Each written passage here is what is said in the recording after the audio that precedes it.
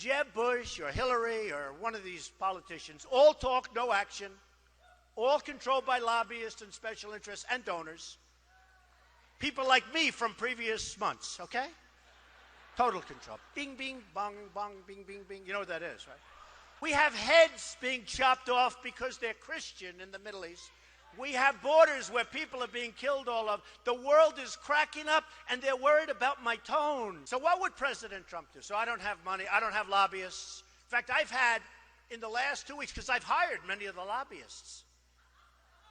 That's true. I hire lobbyists. They're great. They're terrific people. They can do whatever the hell you want them to do, okay? It's true. I was a businessman. I got along with Clinton. I got along with everybody. Yeah. That was my job, to get along with people. But the simple fact is... Excuse me. 1 second. No. I didn't want to get... Donald, you cannot take... More energy tonight. I like that. Look. I was asked the question. I didn't want... It was my obligation as a businessman to my family, to my company, to my employees, to get along with all politicians. I got along with all of them, and I did a damn good job in doing it. Go ahead. So...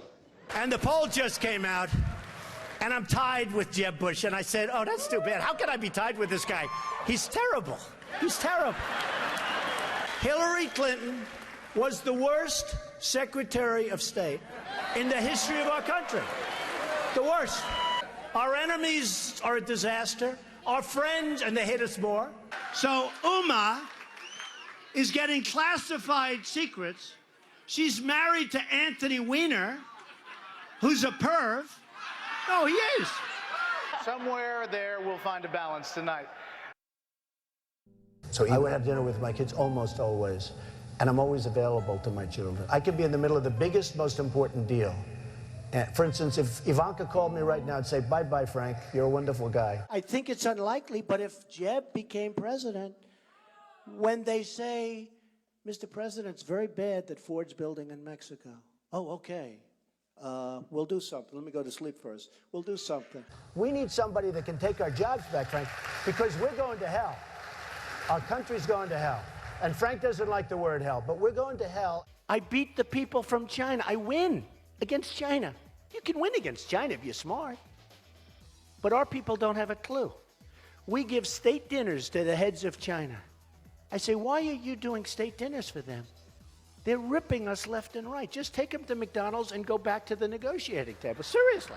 Well, I heard Hugh Hewitt, a nice man, he apologized because he actually said that we had a misunderstanding, and he said today that Donald Trump is maybe the best interview there is anywhere that he's ever done. Now, unless he was just saying that on CNN to be nice, but he did say that. Oh, you're the best interview in America. And we had a legitimate misunderstanding in terms of his pronunciation of a word, but I would say just, well, I think it was. And he actually said that. Did you say that? I said radio makes an interesting thing. Okay, so I will say this, though. You was giving me name after name, Arab name, and there are few people anywhere that would have known those names. I think he was reading them off a sheet. And Fox hasn't touched this. And I've been in touch with Kelly, too. And I've been in... Let's go. Come on. Gotta go. All right. Gotta go. There's You're screwing up my whole speech this guy. Yeah. Go ahead. There's counterfeit substandard parts in most of the nuclear plants in the United States. Counterfeit substandard parts in nuclear plants in the United States. I'm not surprised to hear that. Why? Am I surprised? And some of them have come from China. Now, when I brought... And in airplanes, too, by the way. When I brought this out, the NRC, Nuclear Regulatory Commission, accused me of... And our weapons, we don't even know if they work. To show you how stupid we are, they did a major television program, 60 Minutes, I don't know if anybody saw it, where they go into the silos. The stuff is old, it's rotted, the phone systems don't work, the wires going to the phones are all, they don't even know if it works. And I said, if I were Obama, I wouldn't be showing that. And they got in there because Obama wanted people to see how bad it is so that maybe they could get some money to fix it up. How stupid is this? Our enemies are looking at this stuff with 44-year-old phones and wires that don't work. And they're interviewing the people that are working in these phone systems, and they're saying, no, you can't hear. You can't hear. And I'm saying, can you believe what we're doing? It's like in the war.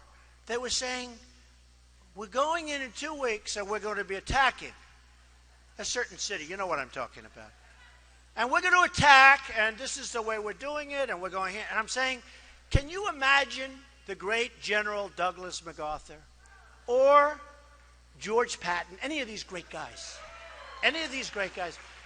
listening to a president say exactly what we're going to be doing? Then I said, you know, that's smart, because they'll do the opposite. They didn't. It was exactly as he said.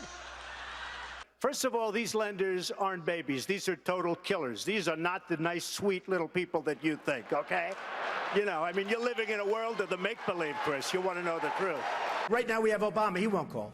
He doesn't even call to get our hostages back from Iran. Here we are in the middle of a deal, and he doesn't call about that. One sentence, I'd say, you got to, before we start, get those people back. Used to be 3, now it's 4. Get those people. They'd be back the next hour.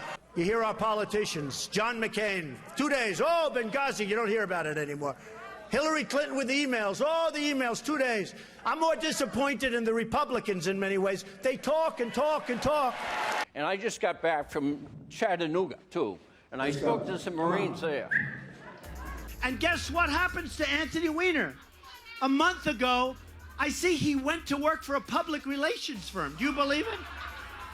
Now, if you think that Uma isn't telling Anthony, who she's probably desperately in love with, in all fairness to Anthony, because why else would she marry this guy? Can you believe it? Can't see straight. But if you would